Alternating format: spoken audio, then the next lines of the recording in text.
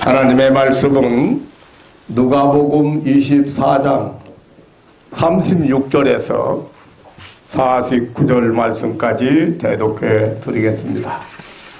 이 말을 할 때에 예수께서 친히 그 가운데 서서 가라사대 너희에게 평강이 있을지어다 하시니 저희가 놀라고 무서워하여 그 보는 것을 영으로 생각하는지라. 예수께서 가라사대 어찌하여 두려워하며 어찌하여 마음에 의심이 일어나느냐. 내 손과 발을 보고 나인 줄 알라. 또 나를 만져보라. 영은 살과 뼈가 없으되 너희 보는 바와 같이 나는 있느니라. 이 말씀을 하시고 손과 발을 보이시나 저희가 너무 기쁨으로 오히려 믿지 못하고 귀히 여길 때에 이르시되 여기 무슨 먹을 것이 있느냐 하시니 이에 구운 생선 한 토막을 드리매 받으사 그 앞에서 잡수시더라. 또 이르시되 내가 너희와 함께 있을 때에 너희에게 말한 바 곧 모세의 율법과 선지자의 글과 시편에 나를 가리켜 기록된 모든 것이 이루어져야 하리라 한 말이 이것이니라 하시고 이에 저희 마음을 열어 성경을 깨닫게 하시고 또 이르시되 이같이 그리스도가 고난을 받고 제3일에 죽은 자 가운데서 살아날 것과 또 그의 이름으로 죄사함을 얻게 하는 회개가 예루살렘으로부터 시작하여 모든 족속에게 전파될 것이 기록되었으니 너희는 이 모든 일의 증인이라. 볼지어다 내가 내 아버지의 약속하신 것을 너희에게 보내리니 너희는 위로부터 능력을 입혀올 때까지 이 성에 유하라 하시니라. 아멘. 49절 말씀까지 대독해 드렸습니다. 오늘 본문 말씀은 예수님께서 부활하신 그날 밤에 일어난 제자들을 찾아오셔서 예수님이 친히 부활을 증거한 장면입니다. 오늘 여기에서 주시는 새로운 교훈들이 많이 있습니다. 예수님의 부활은 오늘은 예수님께서 부활 후 다락방에 제자들을 향하여 제자들을 만나러 오신 예수님을 우리도 함께 만나는 아침이 되겠습니다. 그날 새벽에는 예수님의 무덤을 찾아갔던 여인들이 예수님 만났습니다. 그래서 어찌하여 산 자를 죽은 자 가운데서 찾느냐고 하시면서 부활을 증거하셨고 예수님을 만난 여인들에게서 예수님의 부활 소식을 전해 듣고 베드로와 요한이 급히 무덤에 찾아가서 빈 무덤을 보았습니다. 예수님께서 부활하신 날 낮에는 엠마오로 가던 두 제자를 만나셨고 또 베드로를 만나 주셨습니다. 로마 군병들은 예수님의 제자들이 예수님의 시체를 훔쳐갔다고 거짓말을 유포했습니다. 이렇게 예루살렘 경내에는 예수님의 부활로 인해서 새로운 소요가 일어났습니다. 그날 밤 제자들은 어느 다락방에 문 빗장을 걸어 잠그고 모여 있었습니다. 시몬 베드로가 부활하신 예수님을 보았다고 말하고 있을 때였습니다. 그때 엠마오로 가던 두 제자가 거기 도착했습니다.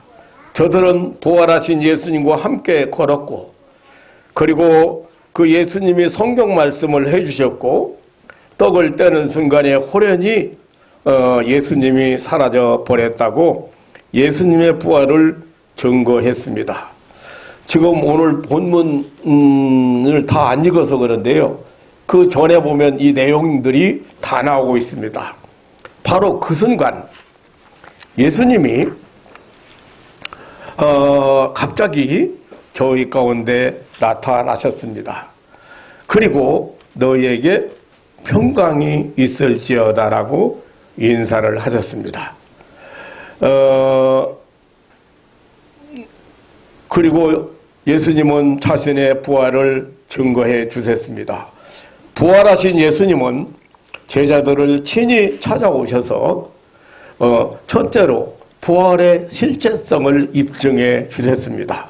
거기 모인 제자들은 아주 놀랐습니다. 그리고 무서워했습니다. 저들 앞에 나타난 부활의 예수님이 육체적 실체가 아니라 영이라고 생각을 했습니다. 그리고 저들 앞에 나타난 실체를 의심했습니다. 말이 그렇지 누가 믿어지겠습니까? 3일 전에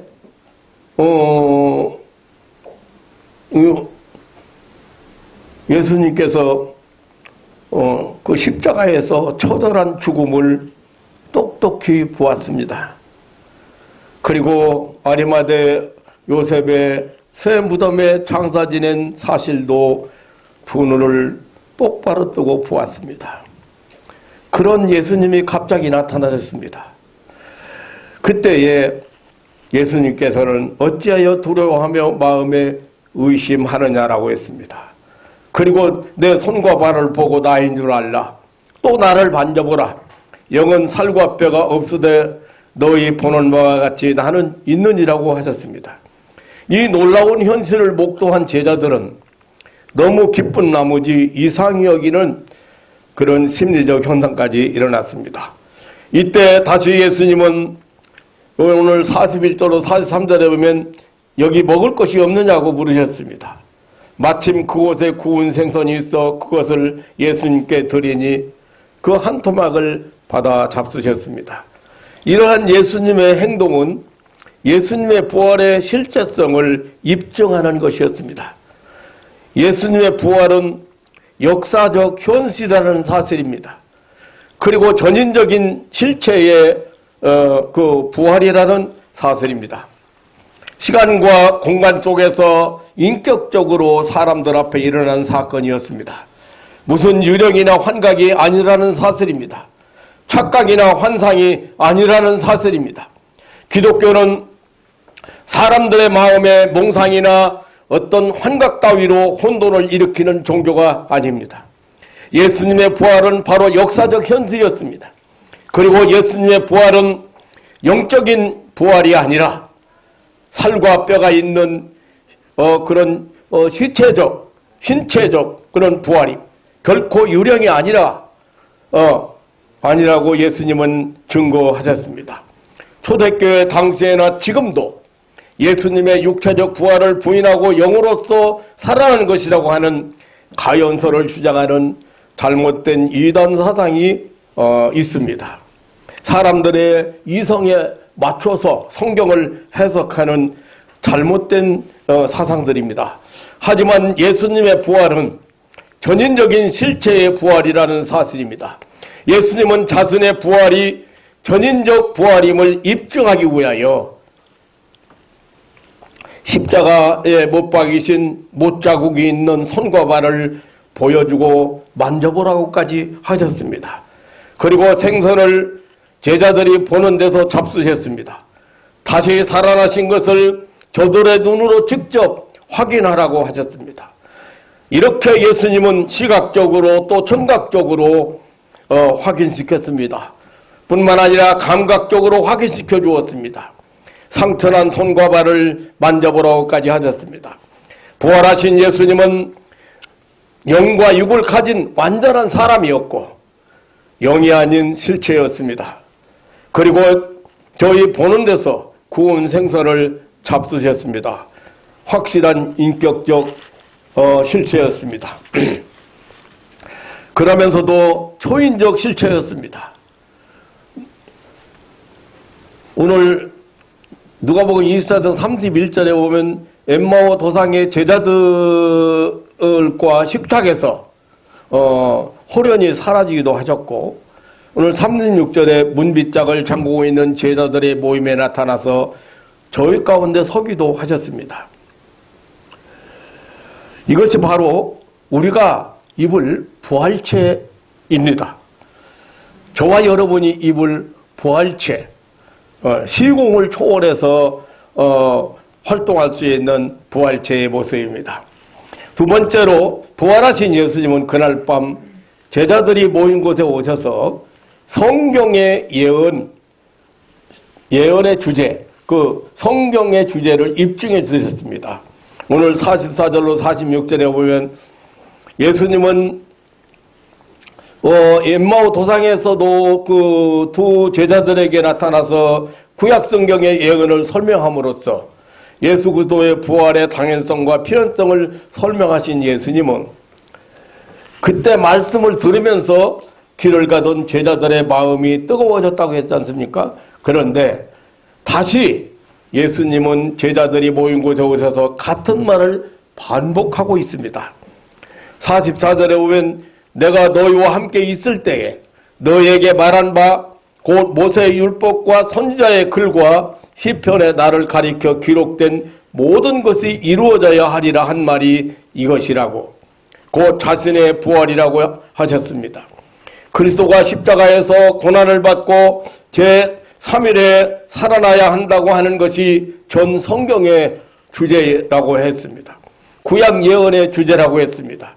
이렇게 예수님은 성경의 주제인 십자가를 가지고 제자들의 마음을 열어서 깨닫게 주셨습니다. 성경 전체의 주제는 예수 그리스도의 십자가와 부활입니다. 성경의 주제는 어떤 교육적인 것이나 도덕적인 것이나 윤리적인 것이 아닙니다.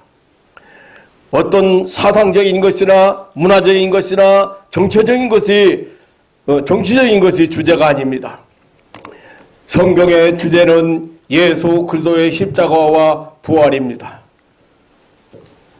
예수님은 요한복음 5장 39절에서 너희가 성경에서 영생을 얻는 줄 생각하고 성경을 상고하거니와 이 성경이 곧 내게 대하여 증거하는 것이라고 했습니다.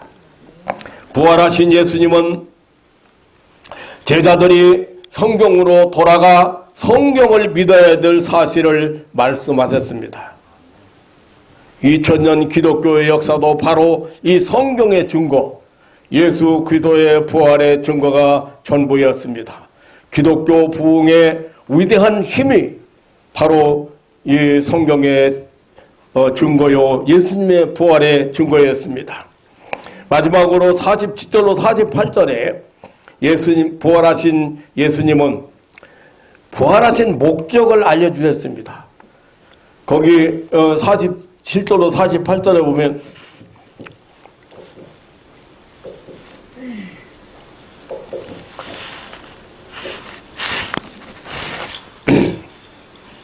또 그의 이름으로 죄사함 얻게 하는 회개가 예루살렘으로부터 시작하여 모든 족속에게 전파될 것이 기록되었으니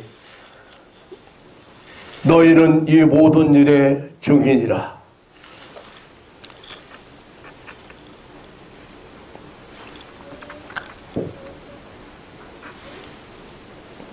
이렇게 부활하신 예수님은 제자들이 모인 곳에 찾아오셔서 자신의 부활의 목적을 밝히셨습니다.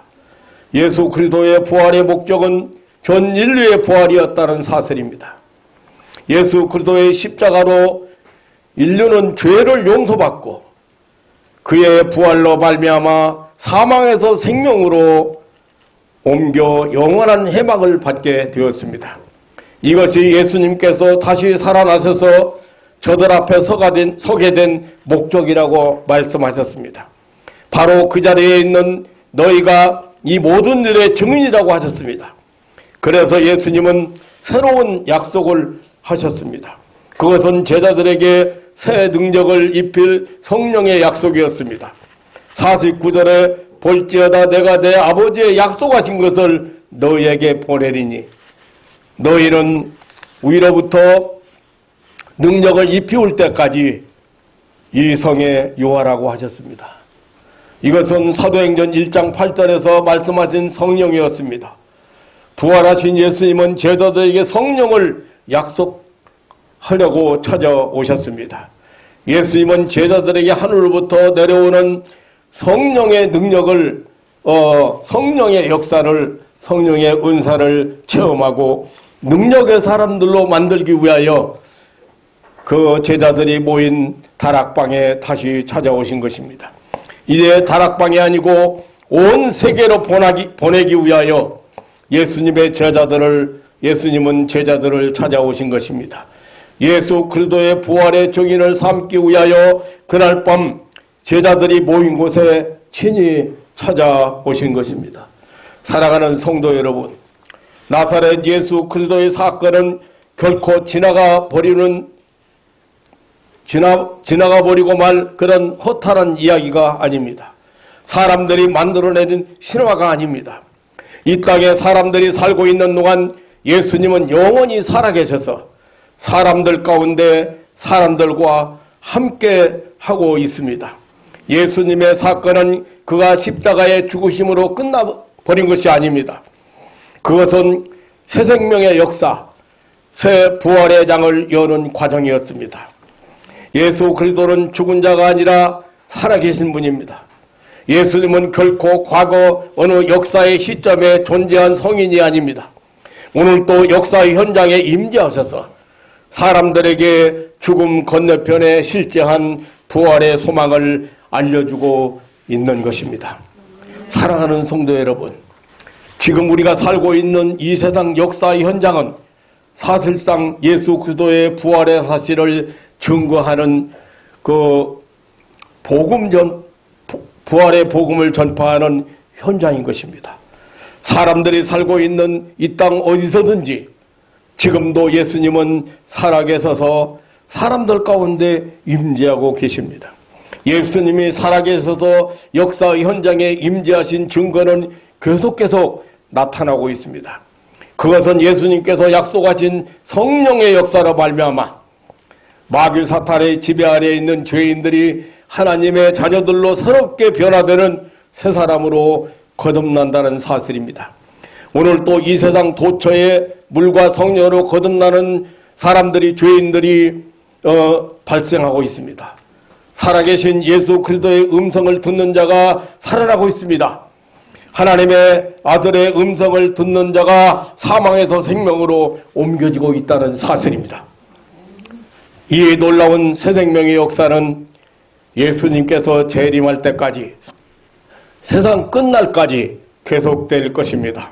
즉 인류가 살아나는 부활의 행진이 지금도 계속 진행되고 있다는 사실입니다. 이 생명을 얻은 부활의 사람들이 모인 집이 바로 교회입니다. 지상에 존재하는 참된 예수 그리스도의 교회는 무덤에서 부활하신 예수님께서 우리 가운데 임재하시고 말씀하시는 부활 증거 현장인 것입니다. 부활의 집인 것입니다.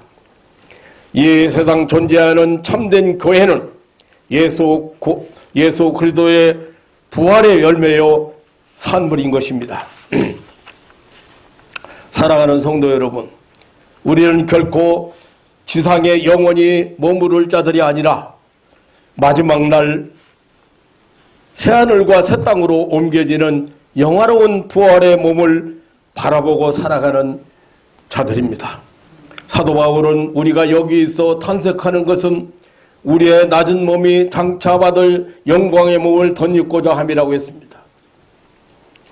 사랑하는 성도 여러분, 예수님의 부활이 왜 이렇게 소중한가를 오늘 이 아침에 여러분은 깨달으실 줄 압니다. 예수님의 부활은 바로 우리가 죄사함 받았다는 증거고, 죄가 이제 끝났다는 증거고, 죽음에 머물러 있을 수가 없다는 증거고, 또 우리로 하여금 영원히 사는 부활체로 영원히 사는 것을 이렇게 증거해 주신 것입니다. 어느 아프리카 선교사의 수기가 생각납니다.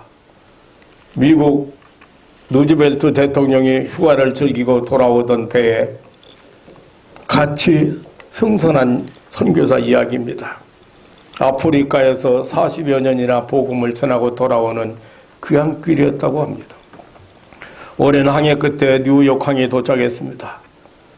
그때 뉴욕 시장을 의시해서 군악대와 많은 인파가 항구에 나와서 대통령을 환영했습니다.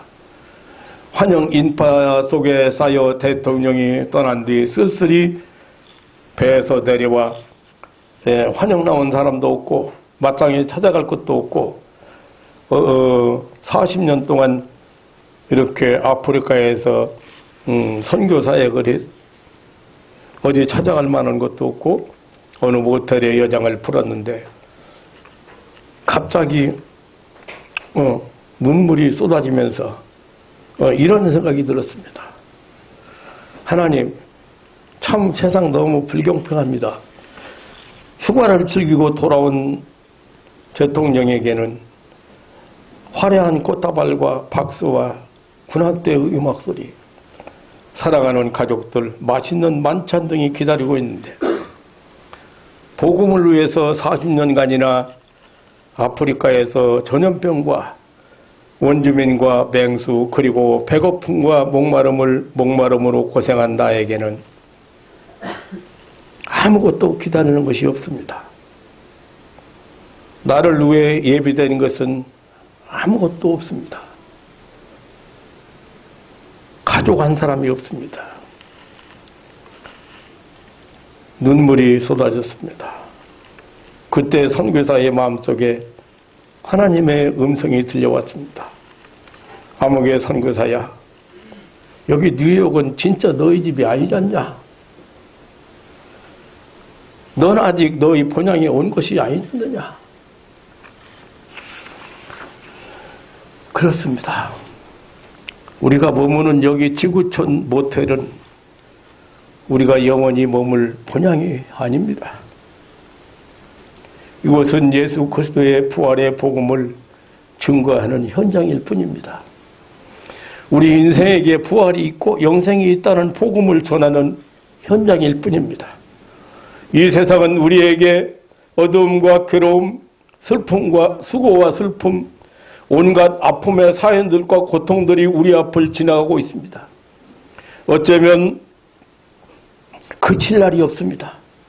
하지만 우리가 돌아갈 영원한 본향은 이런 인생고가 전혀 없는, 이런 인생고를 기억조차 할 수 없는 것이랍니다.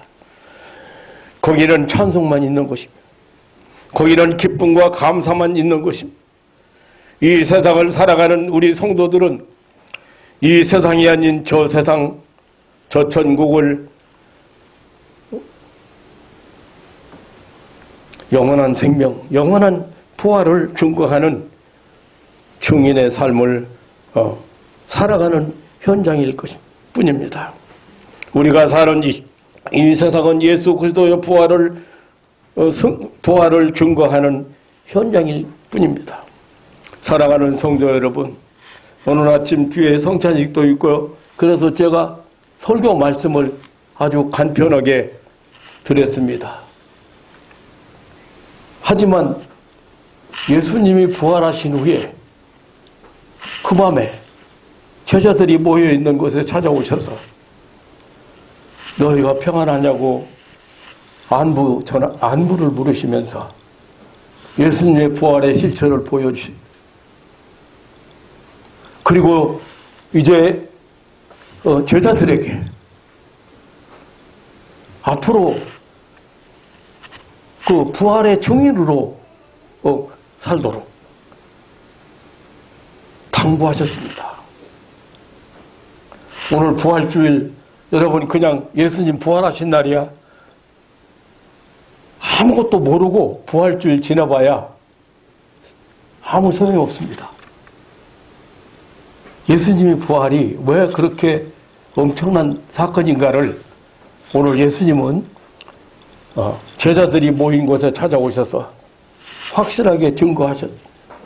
사랑하는 성도 여러분, 이 부활의 소망을 가지고, 이 영원한 영생의 소망을 가지고 오늘을 살아갈 수 있는 확실한 믿음의 사람들 되시기를 주님의 이름으로 축원합니다.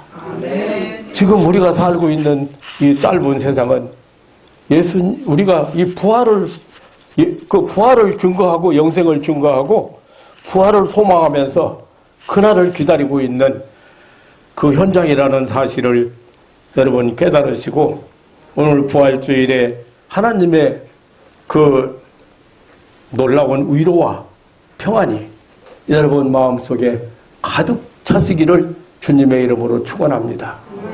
자비로우신 아버지 하나님, 이 아침에도 무서워 떨고 문을 걸어잠고 다락방에서 수군대던 제자들, 예수님이 다시 살아나셨어. 내 눈으로 똑똑히 봤어. 예수님이 말씀하셨어. 예수님이 호련히 그런데 없어졌어. 이렇게 반신반의하던 제자들에게 예수님 찾아오셔서 확실하게 부활의 실체를 보여주셨고 성경의 그 주제를 알게 하셨고 그리고 저들에게 사명을 감당할 수 있는 그러한 새로운 힘을 주셨습니다. 오늘 부활절 아침에 여기 하나님이 사랑하고 귀하게 여기는 이 사랑하는 가족들에게 이곳에 임재하시고 역사하셔서 저들 마음속에 누구도 뺏어갈 수 없는 확실한 부활의 소망으로 채워 주옵소서. 영생의 소망으로 붙들어 주옵소서. 하나님의 사랑과 하나님의 은혜에 대한 그 무한한 축복의 세계를 살아갈 수 있는 믿음의 사람들로 붙들어 주옵소서. 나는 부활이요 생명이니 나를 믿는 자는 죽어도 살고 무릇 살아서 믿는 자는 영원히 죽지 않는다고 약속하신 우리 구주 예수님의 이름으로 기도하옵나이다. 아멘.